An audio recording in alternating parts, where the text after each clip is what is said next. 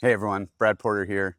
It's springtime in California. It's beautiful. I think everything's budding, everything's growing except the tomato seeds I'm trying to incubate. They're not doing so well in that shed back there, but we'll see if I can get that fixed up. Great week for Cobot this week. Exciting stuff happening across the board. We're moving over 1,000 carts a day. For Maersk, we opened up our software process path at Mayo Clinic, onboarding new customers, planning out additional pilots. Everything's really going well. The software teams really kind of crushed it in the last quarter in driving huge numbers of improvements um, to the overall kind of interaction navigation planning that's enabling us to move massive amounts of carts every day. Um, but we also have been at doing these events, and so had a group at ProMat. ProMat was fascinating this week. We didn't bring the robot to ProMat, maybe in a future year, Modex next year, and ProMat after that. But some super neat robots, some great customers there, great conversations. But did a lot around NVIDIA GTC this past week as well. We brought the robots to NVIDIA's campus and drove them around serving food at some of their internal events before GTC. That was super fun. Great to get Proxy out amongst the masses. And then we had Proxy in the booth in AWS's booth at NVIDIA GTC this week, and had a ton of people come up and see it and talk to us about it, including Jensen himself. Came up and talked to Proxy. That was special and exciting.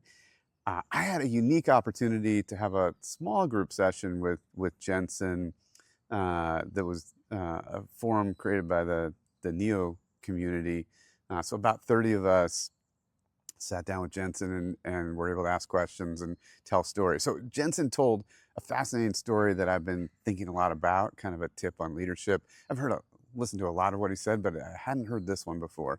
And so passing it along, he pointed out, Jensen's big on saying, I don't have goals, I don't have a roadmap. But someone in the audience kind of challenged him on that a little bit and said, well, you have a strategy here that you've communicated.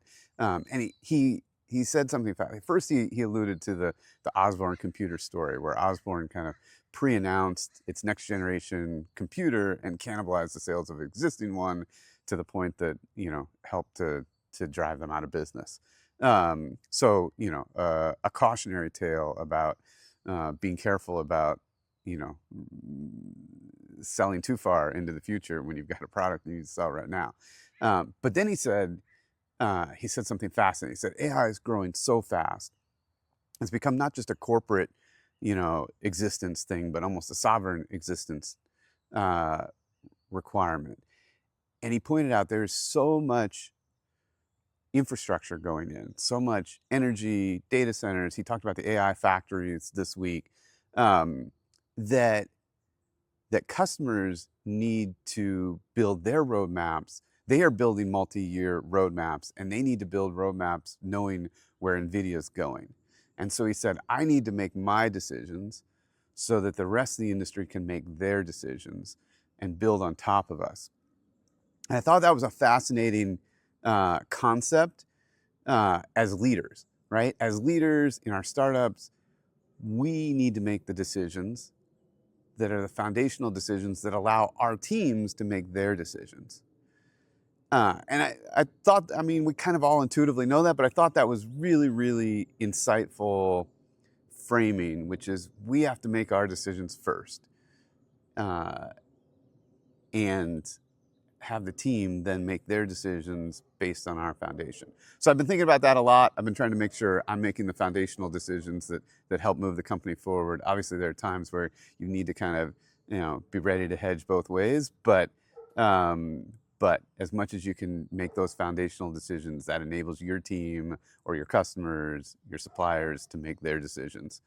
So with that, it was also great. A number of folks came up while I was at GTC and mentioned they watch these weekly. That's awesome. Keep tuning in. But please, comment, forward, repost, like. I like to interact with people in the comments, and so would love to have more people tuning in every week. Hey, thanks everyone. Have a good one.